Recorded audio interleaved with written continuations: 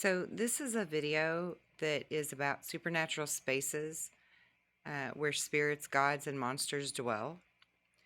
And it really speaks of the magnetic anomalies that are all over planet Earth. We have them everywhere, like literally every county, state, and nation in the world have these energy spots all over the place. Okay. Now, the Native Americans called them sacred space. But I want you to listen to this clip because there's a really important thing here that unlocks so much more than just about sacred space after you hear this, okay? So bear with me just a moment. Some of these are similar in terms of the essential quality of their power, but are separated by their ritual function.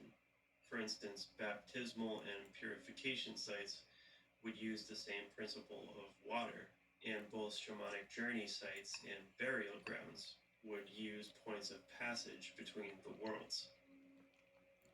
Moreover, all the various uses of sacred space have a common foundation.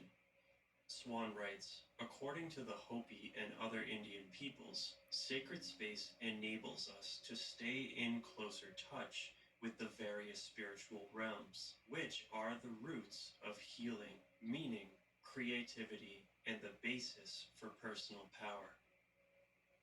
So the particular way. Okay, so right there, that part's important too.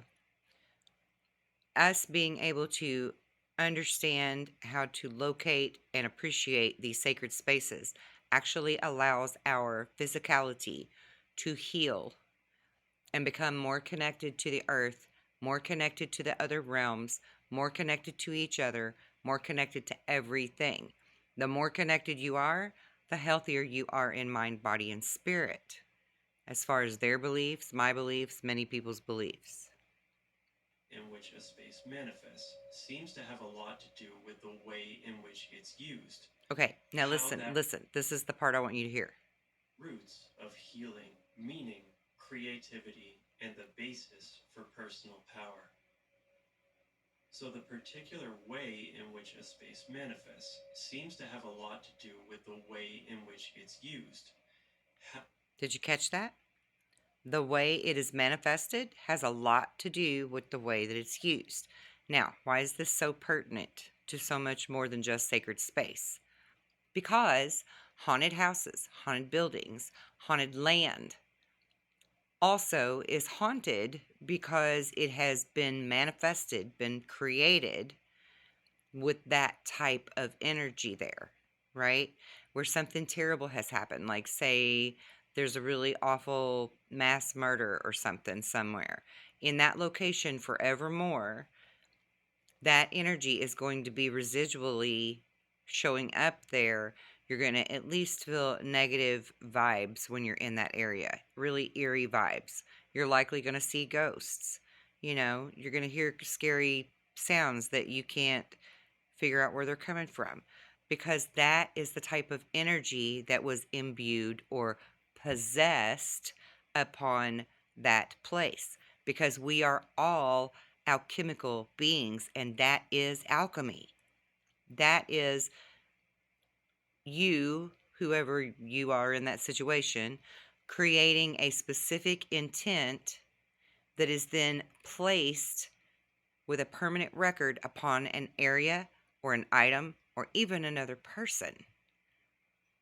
So it's very important to be consciously aware of who we are so that we can understand that we essentially manifest and create these energy spots around the world. Now, granted, the earth has its own natural energy spots, but there's so much more than just those on our planet because we, the people, are creators. how that raw potential is shaped and channeled. A good example of this is the historical sites, which are believed to be imprinted with certain energies Yes, based on like the battlefields. events that transpired there. Think back to our opening myth in part 1, where the ancestors formed the land through their action. This also connects to the concept of hauntings. So, this paradigm really You emphasizes see? that an He even intimate said it. connection exists between humanity and the earth, the ways in which it is constantly influencing us, and how we in turn influence it. As creatures of the earth, we are born into a sort of covenant comprised of the laws of nature. The native worldview contends that a balanced symbiotic relationship must be maintained in order for humans and the earth to thrive. This has That's right. become all the more relevant in the wake of modern industrial development. Yes.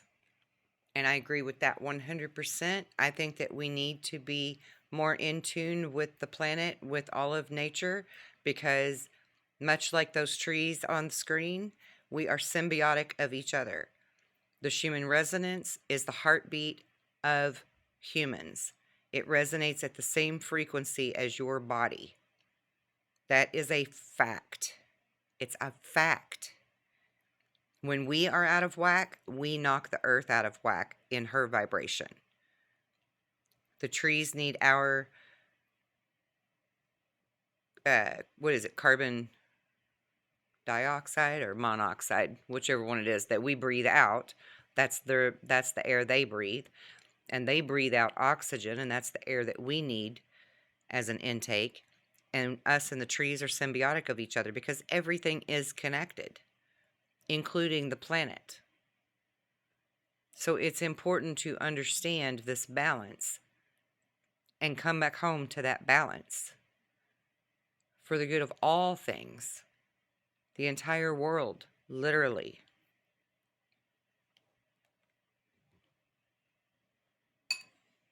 Of the Hopi shamanic tradition, author Thomas E. Males wrote, individuals who have worked their way through various initiation ceremonies are in touch with these forces, conceived to be just as natural as are the more readily observed laws of the physical world. The models of healing. But the thing is, you don't have to go on these long vision quests that the Native Americans would go on. You don't have to practice as a monk for years and years. You don't have to have years and years of meditation under your belt. It's simple to begin with just being in nature again. Just be there with no intention to go hunt an animal or seek out anything other than balance and peace and serenity and being in tune with nature, being present in your moment, paying attention to the birds, listening to the grasshoppers, hearing the water trickle if there is any, or the wind blowing through the trees, the birds flying above you, the rabbits or the deer, whatever you may see or smell or sense. Be aware of it, be conscious of it. Just sit in nature and be. This is how you become in tune again. It's not some great self help book or some master class that you need to take or to completely change your way of life and go live with monks or Native Americans on their, what do you call it? Their little camps they have now. I'm sorry, I can't think of words right now. But reservation, that's the word I'm looking for. I kept wanting to say conservation, and I knew that wasn't right. On their reservations or their little communities. You don't need to go do that in order to be more in tune with nature, to then be more in tune with yourself, and to then connect with the other realms.